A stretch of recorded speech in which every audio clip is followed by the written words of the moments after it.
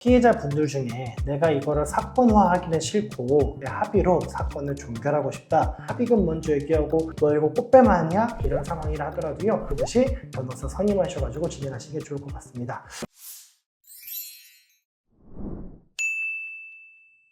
네, 여러분 안녕하십니까. 검사 출신 형사전문 변호사 법무법인 A파트의 용성호 변호사입니다.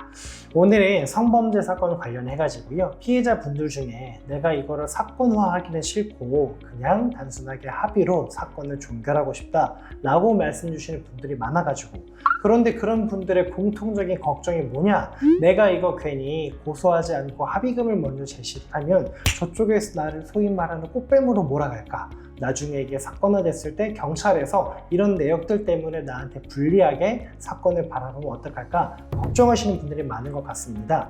그래서 오늘은 어떤 경우에 성범죄 피해자가 고소하지 않고서도 합의금을 받고 사건을 종결할 수 있는지 안내를 드려보도록 하겠습니다. 성범죄 피해를 당한 분들 중에요, 사실은 성범죄 피해라는 게 때로는 본인에게 부끄럽거나 수치스러울 수도 있고요.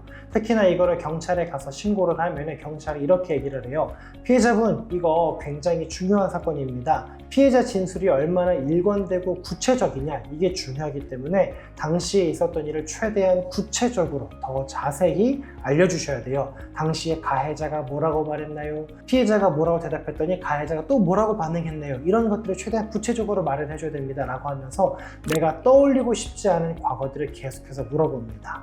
그게 한 번만 있다라는 확신이 있으면 그나마 괜찮은데, 문제는 그게 경찰 재조사, 검찰 조사, 특히나 재판 단계 가가지고 내가 증인으로 출석해서 증언으로 하는 것까지도 이어질 수 있기 때문에, 그리고 그 기간이 아무리 짧아야 6개월, 길면 1년, 1년 반까지도 이어지니까 오랜 기간 동안 내가 이 사건에 계속해서 매몰되어가지고 잡혀 있으면서 내가 떠올리고 싶지 않은 과거를 계속해서 구체적으로 떠올리다 보니까 오히려 그런 것들이 정신적인 타격으로 오는 경우도 많이 있고요. 그래서 그런 것들을 이제 잘 알고 있다 보니까 내가 이거를 형사사건화하지 않고 그냥 합의금을 받고 사건을 종결할 수 있는 방법이 없을까, 많은 분들이 고민하시는 것 같습니다. 자, 고소하지 않고 합의하는 게 가능한 경우는 제가 봤을 때 딱 한 가지 경우밖에 없습니다. 저희 법무법인 A파트에서도 딱 이런 경우에만 저희 피해자분들께 이런 경우는 고소하지 않고도 합의 제시해가지고 많은 합의금 받고 사건 종결할 수 있는 경우입니다 라고 안내 드립니다. 그건 언제냐? 바로 명확한 증거가 있을 때예요.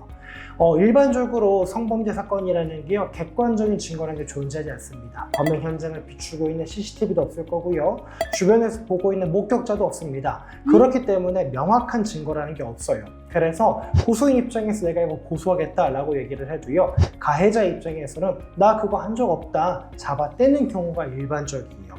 그래서 내가 고소하기 전에 합의금을 제시하고 합의하자라고 연락을 하면은 상대방 측에서는 너 봐봐, 너도 명확한 증거가 없는데 합의금 먼저 얘기하고 합의금으로 이렇게 큰 금액을 얘기해? 너 이거 꽃뱀 아니야? 이렇게 얘기할 경우도 많고, 담당 수사관 역시도 아니 명확한 증거가 없는데 합의금으로 이렇게나 많은 금액을 요구한다? 이거 좀 이상한데? 라고 생각할 경우가 분명히 있다라는 거예요. 그런데 아주 예외적으로 성범죄임에도 불구하고 객관적인 증거가 존재할 경우가 있다는 겁니다.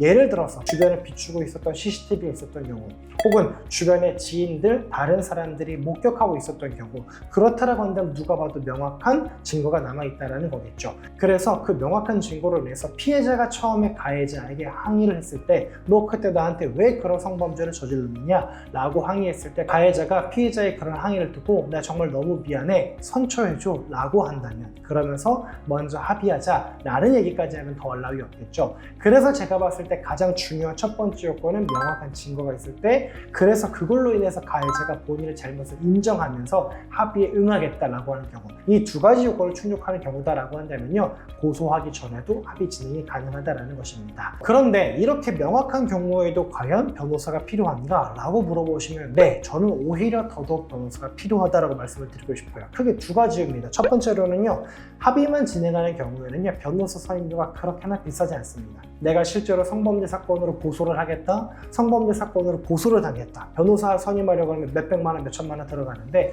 그냥 내가 성범죄 피해자로서 합의만 대신하는 걸 맡기겠다 라고 하는 경우에 변호사 선임이 그렇게 많이 들어가지 않습니다. 그러니까 직접 하시는 것보다 변호사 선임해서 진행하시는 게 좋고요. 두 번째로는 설령 내가 명확한 증거가 있다 하더라도 상대방이 본인의 잘못을 인정하고 사과하고 합의하자라고 하는 경우를 하더라도요, 피해자 입장에서 가해자한테 너무나 많은 합의금을 요구하면은 내가 이거 괜히 나한테 불리하게 작용하는 거니까 생각할 수도 있고, 또 너무나 적은 합의금을 처음에 얘기해버리면 나중에 그걸 점차 올리기가 어렵습니다. 그럼 합의하고 난 다음에 와, 알고 보니까 이런 사건은 보통 이 정도까지 합의금을 받을 수 있었네 라고 하면서 후회하시고 손해를 보실 수가 있습니다. 결국 어느 정도 선이 적정한 합의금이냐, 이런 상황에서 나의 상태뿐만 아니라 상대방의 상황까지 고려했을 때는 어느 정도의 합의금을 받을 수 있는가, 이게 결국 법리적인 판단의 영역이거든요. 그렇기 때문에 이런 상황이라 하더라도요, 혼자 진행하지 마시고 반드시 변호사 선임하셔가지고 진행하시는 게 좋을 것 같습니다.